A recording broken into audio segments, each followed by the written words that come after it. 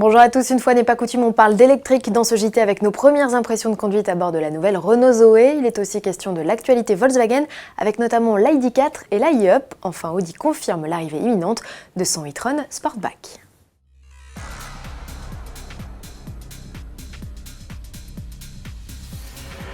L'heure est venue d'essayer la nouvelle Zoe, c'est en Sardaigne qu'Auto Plus a testé la citadine française 100% électrique renouvelée en juin. Pour mémoire, outre un look modernisé et une finition plus soignée, elle profite de plus de puissance et d'autonomie. Qu'en pense notre journaliste essayeur Stéphane Martin? On l'écoute.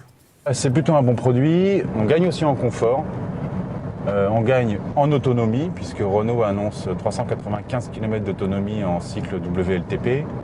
Alors pour notre part, nous, de mémoire, on a dû faire 320 km, ce qui est plutôt pas mal, même s'il faut préciser que sur notre parcours d'essai, il n'y avait pas ni voie rapide ni autoroute. Alors on sait que c'est sur ce terrain-là que l'autonomie fond comme neige au soleil.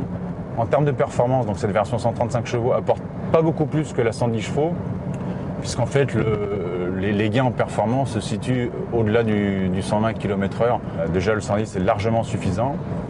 Ce qu'on apprécie aussi, c'est l'arrivée de la charge en courant continu, qui permet de récupérer 150 km d'autonomie en une demi-heure de charge. Là, ça permet de corriger aussi un des fils à la patte des modèles électriques, c'est-à-dire la recharge. Bon, malheureusement, Renault a décidé de le mettre en option à 1 000 €. Une fois de plus, petit conseil, c'est une option qu'il faut prendre, parce qu'au quotidien, la charge rapide, c'est quand même pas mal, c'est un vrai plus. Parlons tarifs et ils sont plutôt bien placés. Le ticket d'entrée avec le moteur de 110 chevaux est fixé à 23 900 € ou 32 000 €, batterie incluse. Le bloc de 135 chevaux, proposé avec une finition plus élevée, démarre à 26 500 €. Ajoutez 44 € par mois minimum pour les batteries ou 8 100 € si vous désirez les acheter. N'oubliez pas également de déduire un bonus de 6 000 € dans tous les cas.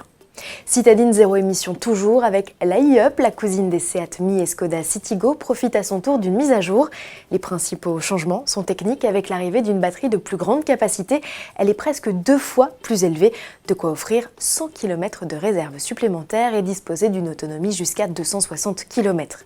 Le moteur voit sa puissance grimper à 83 chevaux. La petite Volkswagen est ainsi 4/10 plus rapide sur l'exercice du 0 à 100. Pas de tarif annoncé encore pour la France, on sait juste que son arrivée est prévue en concession fin 2019.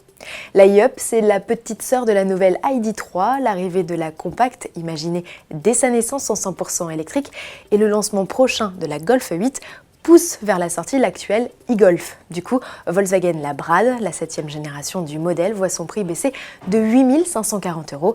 Elle s'affiche désormais à partir de 33 950 € hors bonus de 6 000 €.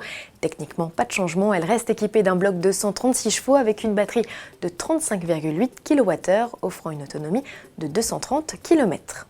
Encore une info Volkswagen, le prochain modèle de série de la famille ID, que l'on a découvert au salon de Francfort camouflé dans une boîte peu éclairée, sera présenté en février prochain et commercialisé au printemps 2020.